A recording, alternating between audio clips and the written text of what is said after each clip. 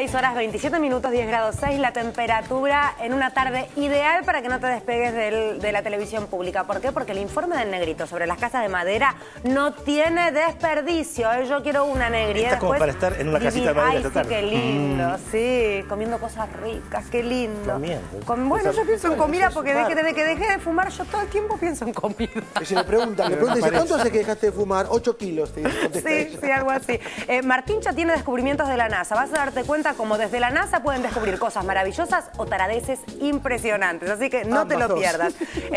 Lo que sabe de Hemingway no te lo podés perder. Pero ahora vamos a hablar de Vargas Llosa, el amigo de Marian, que finalmente, el obispo, ¿recuerdan? El que aparecieron las fotos, pasándola bien en México con una amiga de la infancia, que finalmente tampoco era amiga de la infancia, sino que era una relación sentimental. Bueno, parece ser que tampoco es más relación sentimental. ¿Qué pasa? Y eso dice, sigue la saga de esto, que es más como un chimento. Ya a esta altura sí, me divierte, te digo. Sí, el ex obispo, porque al final fue desplazado Fernando Vargas Llosa del obispado de Merlo Moreno, ahora dice que ya no es más la relación.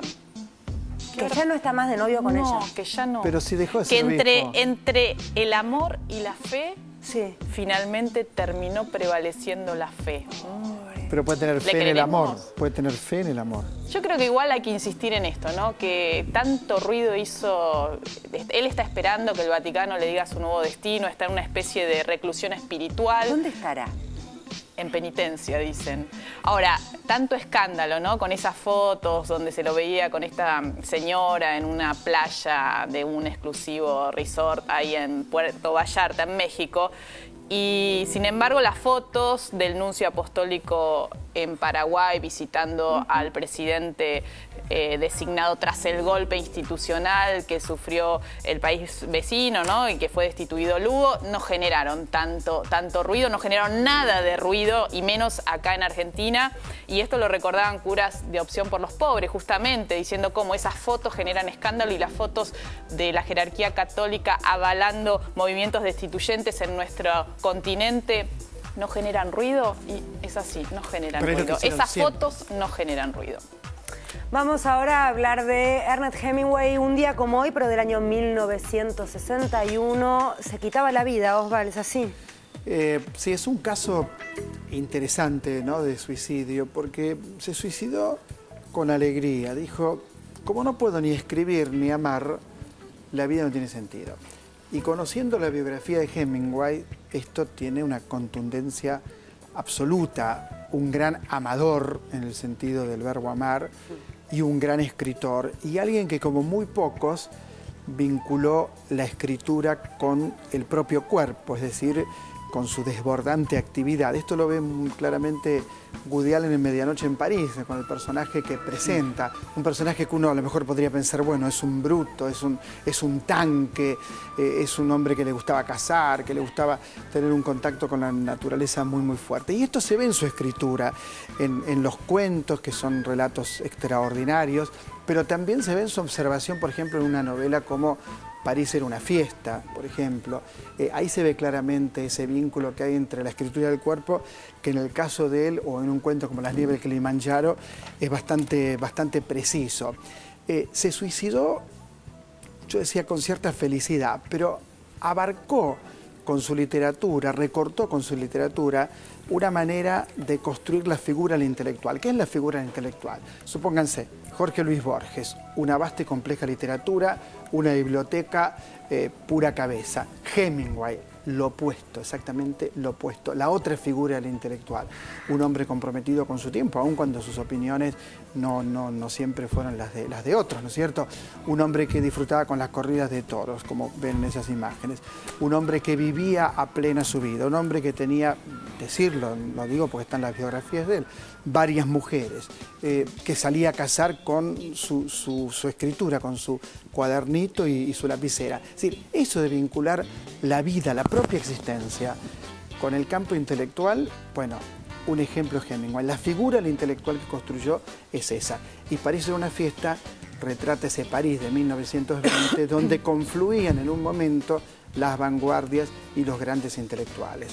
Así que una despedida para el Premio Nobel de Literatura 1954, que se quitó la vida después de haberla vivido intensamente. Es decir, se fue saciado de vida como corresponde. Uno debería siempre pensar en que es una buena manera de irse, saciado de vida.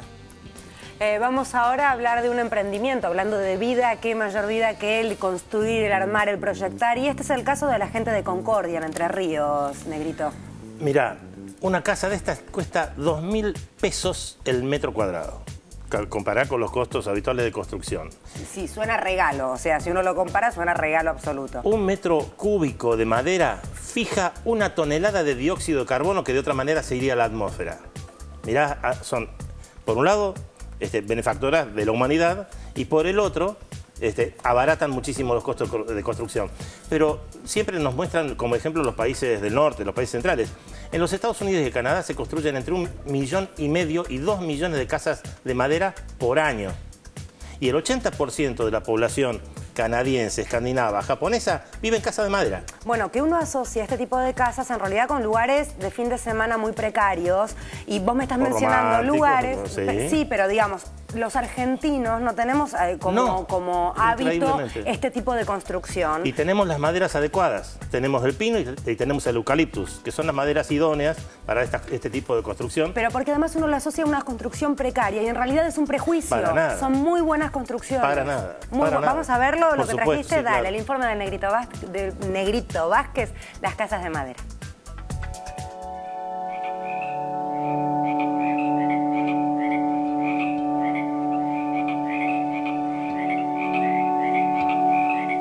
Decidimos en el año 2007 instalar un proyecto de aprender a construir en madera. Solicitamos a la Agencia de Cooperación de Canadá que nos enviaran capacitadores e inclusive alumnos recibidos para construir junto con nuestra gente una vivienda que en realidad nos sirviera como para aprender todo lo más difícil. El tema es que con los sistemas de construcción de madera se puede conseguir una mucho mayor productividad de la mano de obra por la simplicidad de la forma de construcción.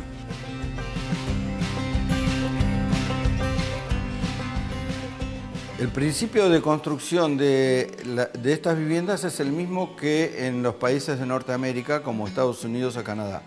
Llevan una cobertura externa, que puede ser madera u otros materiales, inclusive ladrillo a la vista si uno quisiera, una cámara de aire y después una membrana especial que deja pasar los gases, pero no deja pasar los papeles.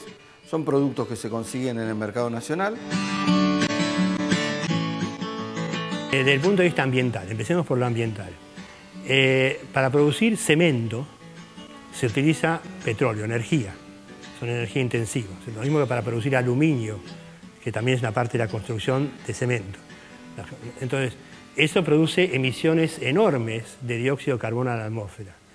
Usando madera estamos utilizando algo que no solamente no emite, sino que captura el dióxido de carbono.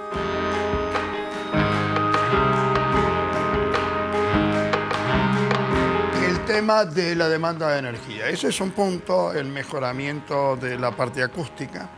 No es que los otros edificios no puedan hacerlo. El tema es que si los demás quieren conseguir las mismas performances, entonces resulta que la casa de madera es mucho más barata. Estamos muy por encima en la prestación, especialmente en el tema de bajas temperaturas, de altas temperaturas, o sea, las casas son más frescas en el verano, son más cálidas en el invierno y son más fáciles de calefaccionar y refrigerar, lo que eso incide no solo en los costos iniciales, sino en los costos de mantenimiento. Pesa entre 7, 8 veces menos que una construcción tradicional. Por lo cual ni hacemos ni una zanja, ni tocamos la tierra, ni tocamos nada. Esa es la otra cuestión, la reducción del impacto de la construcción en el medio ambiente, en el lugar que se construye. A su vez le vemos una posibilidad muy grande de autoconstrucción, o sea, generar talleres barriales donde se generan las piezas, partes de la casa, las cuales pueden ser entregadas a las personas e inclusive en etapas, que eso es muy interesante, la vivienda madera lo permite, y con una velocidad de construcción realmente muy superior a lo que es la construcción tradicional. tenemos la materia prima nuevamente, tenemos una alta productividad, lo que tenemos que hacer es lanzarnos fundamentalmente lo que sería bueno y lo que los planes de vivienda provinciales y nacionales a nivel rural comiencen a hacer casas de madera.